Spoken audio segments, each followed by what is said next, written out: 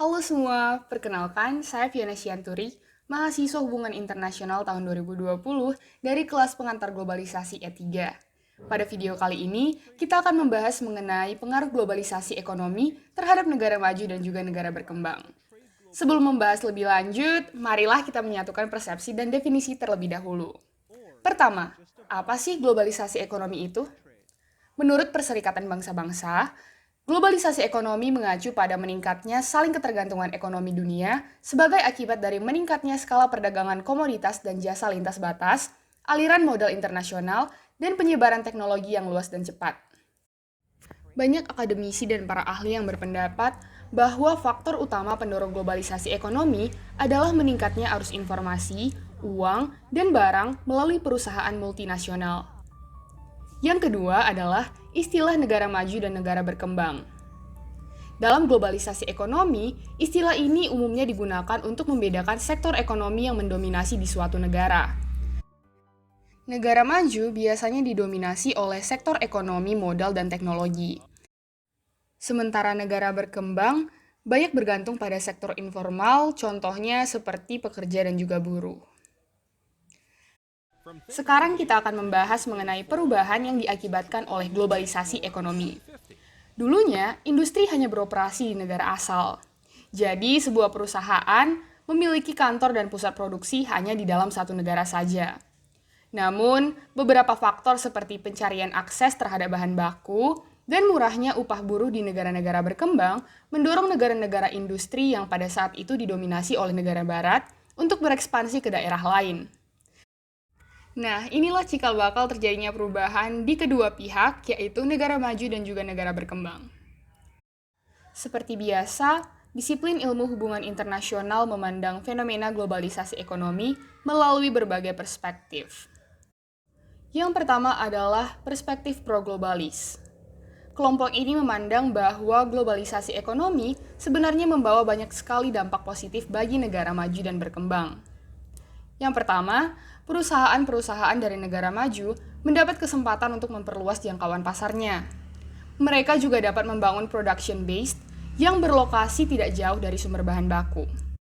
Selain itu, perusahaan-perusahaan ini juga dapat mencari pekerja dari negara berkembang yang biasanya berupah lebih rendah dibandingkan di negara asal perusahaan. Efisiensi terhadap akses bahan baku dan pekerja tentunya membuat biaya produksi menjadi lebih rendah. Ditambah lagi, dengan jangkauan pasar yang semakin luas, perusahaan-perusahaan ini menjadi berpotensi untuk menghasilkan untung yang lebih tinggi. Sedangkan bagi negara berkembang, akan terjadi pembangunan infrastruktur, penyerapan tenaga kerja, dan juga penyaluran teknologi. Untuk menarik perusahaan asing memasuki sebuah negara, pemerintah pada umumnya berupaya untuk memperbaiki infrastruktur seperti jalan dan juga alur transportasi di negaranya untuk mempermudah mobilitas semua pihak. Bahkan ketika sebuah MNC memasuki sebuah negara, mereka juga kerap turut membangun infrastruktur di negara tersebut. Contohnya adalah PT Freeport asal Amerika Serikat yang membangun jalur-jalur menuju kantor Freeport di Papua. Selain itu, perusahaan-perusahaan yang berasal dari negara maju akan membawa teknologi dari negaranya ke host country. Hal ini menjadikan pekerja di negara berkembang dapat beradaptasi dengan perkembangan teknologi pada sektor mereka. Selanjutnya adalah masuknya perusahaan asing ke sebuah negara pastinya akan menyerap sumber daya manusia pada host country. Hal ini akan berdampak pada meningkatnya aktivitas ekonomi masyarakat, bahkan juga ekonomi negara. Nah, selanjutnya terdapat perspektif kedua, yakni anti-globalis. Kelompok ini memandang bahwa munculnya globalisasi ekonomi membawa banyak sekali dampak negatif bagi negara maju maupun berkembang. Pertama, berpindahnya banyak pabrik dari negara maju ke negara berkembang mengakibatkan orang-orang yang dulunya bekerja pada sektor tersebut harus kehilangan pekerjaan mereka. Hal ini pun berimbas pada meningkatnya fenomena pengangguran dan kemiskinan di negara maju.